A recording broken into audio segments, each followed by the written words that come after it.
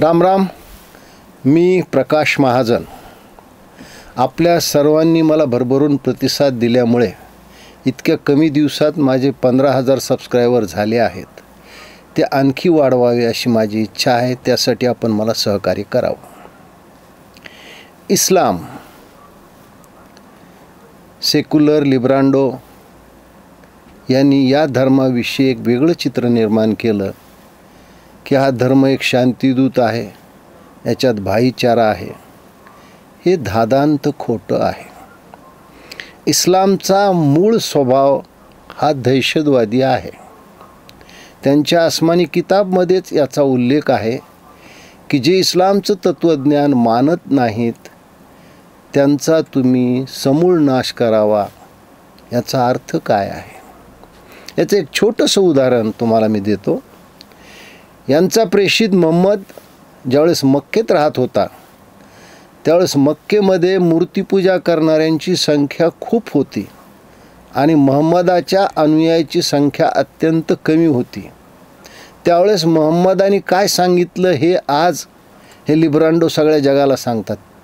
मक्केमध्ये आपले अनुयायी कमी असल्यामुळे मोहम्मदाने हे सांगितलं की मूर्तिपूजक करणाऱ्यांनो, तुम्ही तुमच्या मार्गाने तुमची धर्म भावना जोपासा, तुम्ही तुमचं धार्मिक कार्य करा. मी माझ्या मार्गाने मी माझे धर्म भावना जोपासतो किंवा मी माझी प्रार्थना करतो.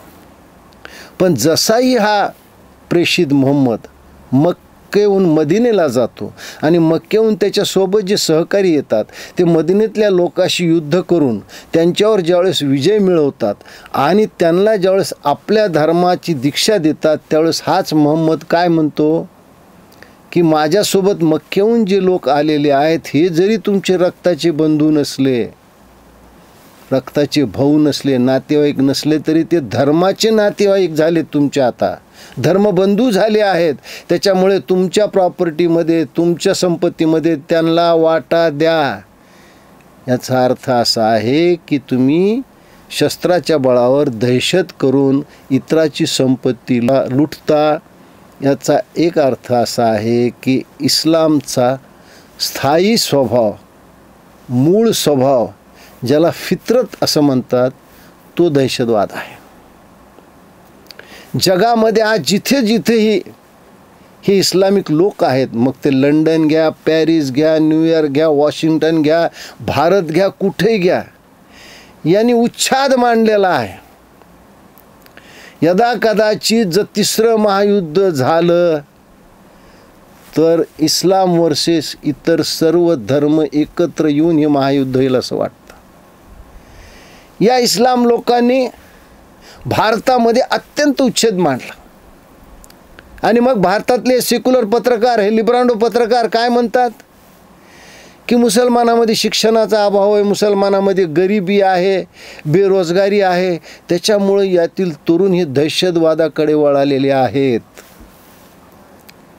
आणि आमचे तर पृथ्वीराज बाबा चव्हाण तर सनातनी लोकांनाच दहशतवादी मानायला निघालेत. आता मला सांगा, दिल्लीच्या स्फोटामध्ये जे लोक धरलेले आहेत ते डॉक्टर्स आणि इंजिनियर्स आहेत, म्हणजे उच्च विभूषित लोक दहशतवादाकडे वळालेले आहेत. हिंदूंनो, सावध रहा. एखाद्या मुसलमान डॉक्टरकडून तुम्ही उपचार करून घेत असताल तर पुन्हा एकदा विचार करा, तो तुमच्यावर काय उपचार करेल हे तुम्हाला सुद्धा कळणार नाही, नपुसक होऊन जाताल. हिंदूंनो, विचार करा, एखादा मुसलमान इंजिनियरकडून तुम्ही घर बांधून घेणार असाल तर ते घर कधीही कोसळू शकतं. विचार करण्यासारखी गोष्ट आहे. आणि विशेषतः भारतामध्ये याला कोणताही पक्षापवाद नाही. या मुसलमानाच्या मतासाठी त्यांचं तो लांगून चालन करतो. त्यांना अल्पसंख्याकाचा दर्जा दिलेला आहे. हिंदू नंतर सगळ्यात मोठी जात धर्म आहे तो इस्लाम आहे.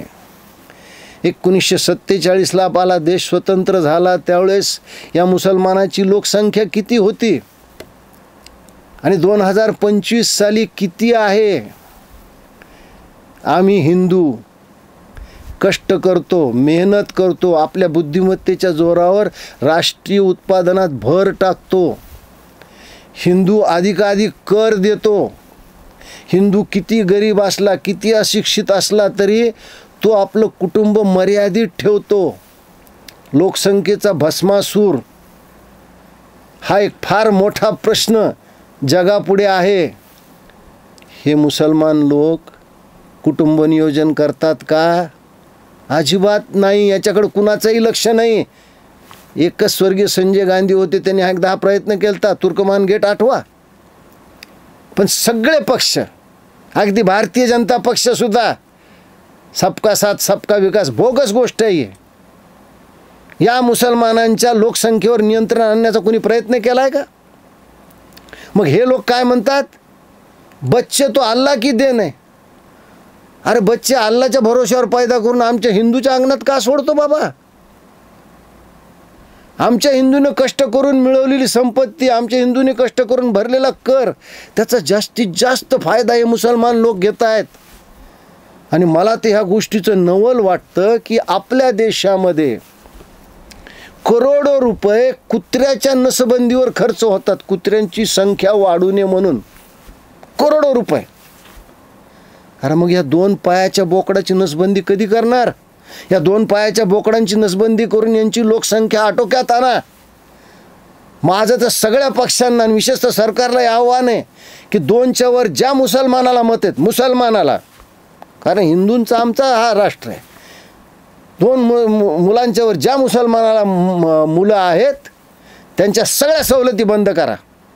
मी हा मुद्दा मांडला होता की महाराष्ट्रात विशेषतः लाडक्या बहिणीची योजना नका राबवू यांना. यांच्या लोकसंख्येचा भार आम्ही का झेलायचा? आणि मग ह्याच्यातून यांचा दहशतवादसुद्धा आम्ही झेलायचा.